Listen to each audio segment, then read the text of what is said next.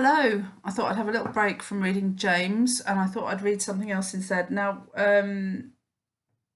We've got these wonderful books at school, and these are traditional stories from different parts of the world. And I thought I would read you something from this particular one about the Amazon, and this is by Xavier Perotta. And I think basically they're stories, ancient stories, sort of passed down, and they might be creation stories, sort of along the same lines as sort of our biblical stories if it's a Christian. So it's just interesting to read things that are different and coming from a different culture.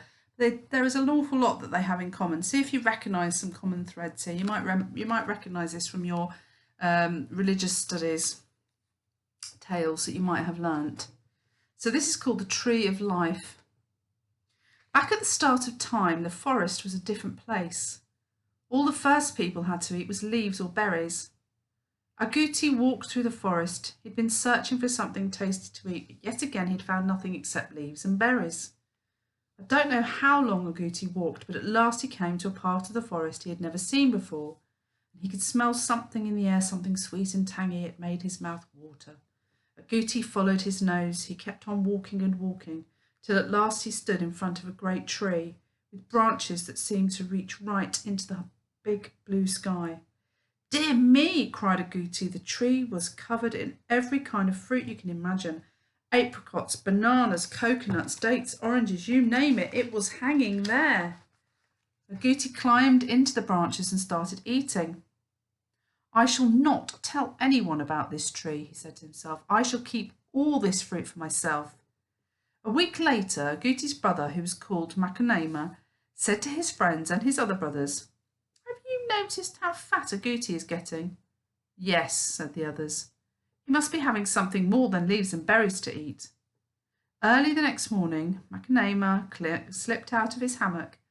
Guti was already up, his belly rumbling with hunger. Good morning, said Macca. Good morning, said Guti. He didn't look at all pleased to see his brother. Going to find some more berries? Asked Macca. Yes, snapped Guti. I shall come with you, said Macca. I'd rather go on my own, mumbled Guti. You are hiding something from me, said Macca. You have found something more than leaves and berries to eat. Come on, own up. All right, whispered Guti. But if I tell you what and where it is, you must promise to keep it secret. I promise, said Macca. Guti led his brother to the giant tree. Macca jaw dropped when he saw all the fruit. This is the tree of life itself, he said. We can't keep a thing like this to ourselves. He gathered some fruit and took it back home. All the people in the village had a taste.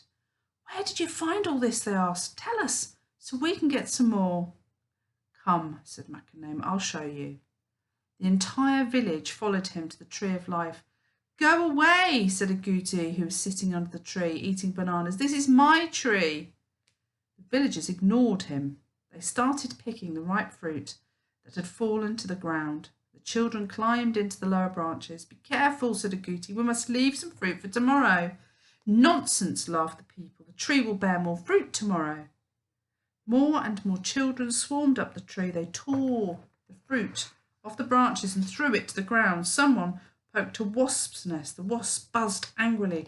A boy got stung. That's it, said his dad. Let's chop the tree down before anyone else gets hurt. No, said Macca and Guti together, but their voices were drowned out by the villagers' laughter. In no time at all, the mighty tree fell over. Suddenly there was a loud roar. A deluge of icy water burst through the tree stump. Soon the whole forest was drowned. Macca and his people had to find shelter on a high mountain, leaving the precious fruit behind them. They were sat for many days, wincing in the heat of the sun. When at last the water dried, Macca led everyone back to the forest.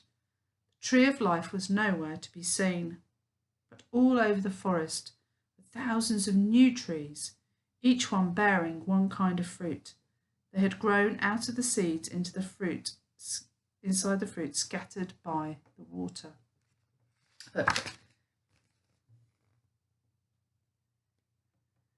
So maybe you could talk about whether you think the villagers were right to cut down the tree. think about what happened to them as a consequence of that. Did they make a good choice or did they make a bad choice? Yeah. So that's traditional stories. There are lots more, and there's lots of different ones: India and China, North America. So they're really lovely stories, traditional, and they're beautifully illustrated. So I might read you another one if you like it. Thank you. Bye.